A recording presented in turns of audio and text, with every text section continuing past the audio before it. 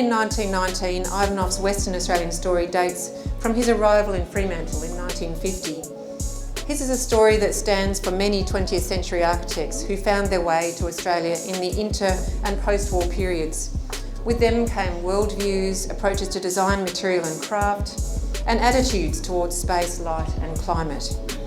Educated firstly in Europe in fine arts and then architecture, and employed for a period as a caricaturist, the contributions by Bulgarian-born and German-trained Iwanoff exemplify the belief in architecture's capacity to embrace and benefit from the allied disciplines of art and landscape architecture, as well as interior, product and furniture design.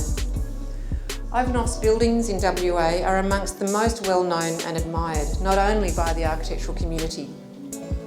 That bookings for tonight's event and for the weekend floor talks sold out with only a few days of the posting of announcements is strong evidence of this. And indeed, we've received numerous phone calls and text messages and emails through the week, as has Warren and Michael, I think, from homeowners, from tenants, from those who've built or inhabited or enjoyed Iwanoff's buildings with questions or propositions or suggestions. So there is, I think he's unique probably amongst Western Australian architects in having a place in the hearts of Western Australians much more broadly than within just the architectural community. His balance of modern themes with textural richness appropriate to building scale and place has found a strong place in the narrative of Australian architecture, and equally, I think more importantly, in the story that architecture tells about us. In opening the exhibition, there are just three themes I wanted to touch on that I think are evident in the work.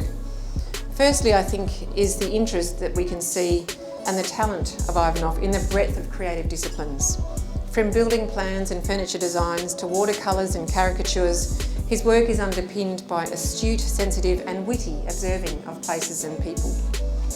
Secondly, I think, is Iwanoff's dedication to craft, the making of things, the making of art, furniture, buildings, landscapes, creating social settings.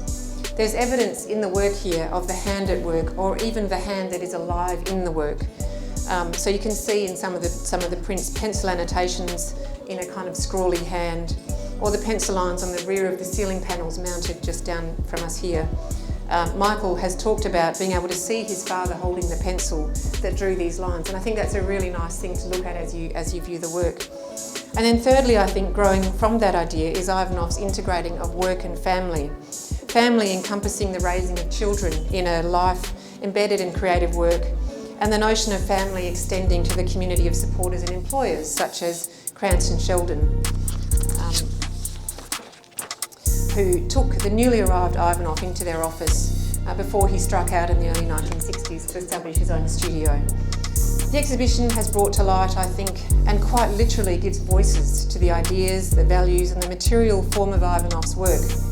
It is evident in the variety of his work, in the paintings, the drawings, the plans, the built elements and the furniture, along with the recordings of clients and colleagues, and the interpretation of Iwanoff's buildings by U.W.A. architecture alumnus and host of Restoration Australia, Stuart Harrison.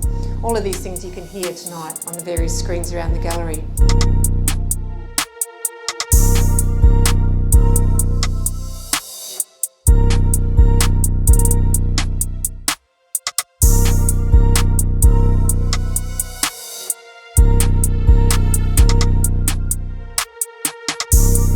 Nikolai has written a little bit for me to read to you tonight as his contribution. As a beginning, it's almost unimaginable to consider that the origin of my father's creativity and artistic pursuits would see them flourish in a sophisticated and modernist manner that they did in an Australian locale thousands of miles away, had their genesis in the small rural town of Brutalist, some 112 kilometres from the Bulgarian capital Sofia. The architecture of my father was compelled by the necessity to express himself artistically, which over the years evolved and progressed almost seamlessly to match the climate and the environment which he found himself in. It's almost inconceivable to think that his work could have existed, let alone crystallised, in any part of the world other than Western Australia, given the unique influence played by the light and hues generated by the climate and exuded in his work.